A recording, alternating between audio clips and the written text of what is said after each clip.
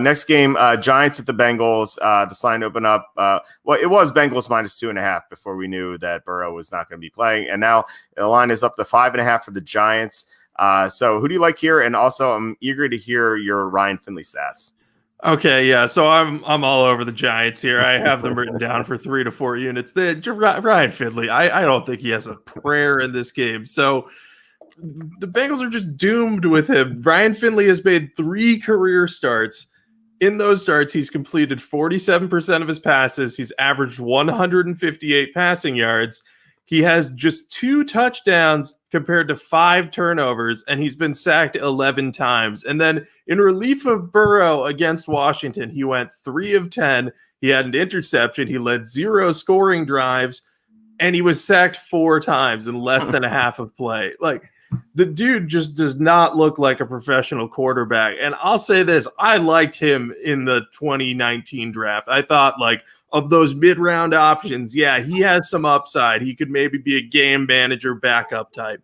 He has not shown anything to date to let me believe that at this point. Had he come out and looked good against Washington, maybe we'd be having a different conversation. But he's playing behind such a bad offensive line, and I do not think he has the arm talent needed to connect with any of these weapons that Cincinnati has on a consistent basis. And then throw in the fact that Joe Mixon is out, and this offense looks like one of the worst in the NFL. As much as I love Giovanni Bernard and think he's a great backup, he's not as good between the tackles as he was early in his career. So with all that said, the Giants just have to make sure they show up on offense and don't make as many mistakes as they have in the previous games they've had this season. And there's a little bit of concern. Daniel Jones is prone to turnovers, but the Giants are coming off of a bye, and before the bye, they really started to get on track, and at least, you know, they seemed to understand what they were doing as an offense. They're starting to gain an identity on that side of the ball, and their defense has been solid for the better part of the last 4 or 5 games. So I think that they're going to limit Cincinnati. They're going to score very little. And, you know, if Joe Judge and everyone on the coaching staff for the Giants has the offense figured out, I think this could end up being a blowout. So I'm all over the Giants here. I think this line is too low, and I think people are not going to like what they see out of Ryan Finley, barring a massive surprise. Yeah, I think you're a little too harsh on Ryan Finley because remember, he had a 19-yard scramble. So, yeah, you're right. Let's keep playing that game. It was a third and 18 too. And I was like, when that happened, I'm like, wait, do they have a chance? And then no, he just got sacked. It was miserable to watch. I like you. I thought Finley would be better in the NFL, not as starter or anything, but I thought he could at least be a decent backup in the NFL. Like I thought he would be. Kind of like a worse version of Alex Smith because, he doesn't have a good arm, but I thought that coming into the NFL, like he looked like he was smart and he could be accurate, but the accuracy numbers that you just gave us say otherwise. Like he's not even 50% completion. And so I really don't have any faith in the Bengals here. I'm right there with you on the Giants. I just think that the Giants are playing better. They played better before the bye, and they've had a week off to kind of figure things out. I don't know if that's going to really benefit them or not. Like we'll see. But I guess if you have any faith in Joe Judge, it is a positive. Also, I don't know. I guess the Bengals might just give up. There's a story that came out today talking about some dissension in the locker room with the Bengals, and so it kind of like when I saw that, I'm like. Kind of made sense that they gave up when Burrow got hurt because when Burrow was playing, they had something to play for because like obviously they weren't going to make the playoffs this year, but they could build for 2021 and like in 2021 I think they'd have a good chance at making the playoffs with a healthy Burrow, but now they really don't have anything to play for. In fact, it's better off that they lose games so they can get Penei Sewell at number 3 overall. So I just think that this team is just done, and I think the Giants have much more to play for. At least I hope so, because I had that 18-1 prop on them to win the division.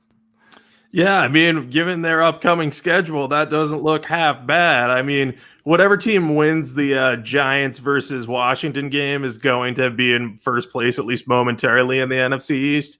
Unless they tie, then it's a 3-way tie, which would be ridiculous but possible.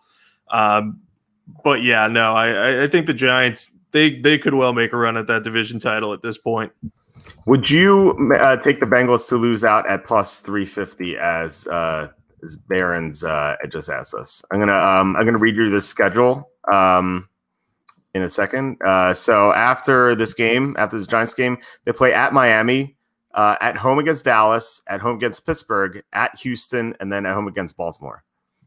Ooh, I think I would. I think the problem is we don't know if Ryan Finley is going to be the quarterback for that whole stretch. If I knew Ryan Finley was, I would bet that at plus 350. I don't mind that. I wouldn't mind taking that. I think especially if there's locker room dissension, then maybe it doesn't matter who's at quarterback. So plus 350, not bad. Yeah, I think I would too. I don't think it's a slam dunk because at home against Dallas, like if the Cowboys suffer some more injuries, like if Dalton goes down, like suddenly you're banking on Garrett Gilbert to win a game. Like it kind of sucks. And also like week 16 against Houston, like Houston may not have anything to play for. And you never know, like maybe Deshaun Watson goes down. And if Watson goes down, like that team is the worst team in the NFL probably. So I think I would, but I'm not, like I said, not crazy about it. Is the Clapper on the hot seat? I don't think they fire him after 1 year, right? Like it feels like a 2-year thing at least. Maybe I'm wrong. I feel like if the Giants lose out and Daniel Jones sucks, then maybe. But Daniel Jones has gotten better recently, right? Yeah, I think it all depends on if the interest of the Giants. We know they were the ones that wanted to hire Garrett. It depends on if Joe Judge goes to them and says, listen, this isn't working out on offense. I need a new coordinator. I know you guys love Garrett, but it didn't work out. I don't see that happening personally. I think, like you said, I think it's probably a 2-year arrangement. And then at that point, if Judge is like, this is not going well, they'll make the switch. But I will be interested to watch what that team does with their coaching staff after the season. I think Judge is going to be around no matter what. But, if they don't see developments after the bye, they could make some changes. Yeah, I think you're right about that. All right, so we talked about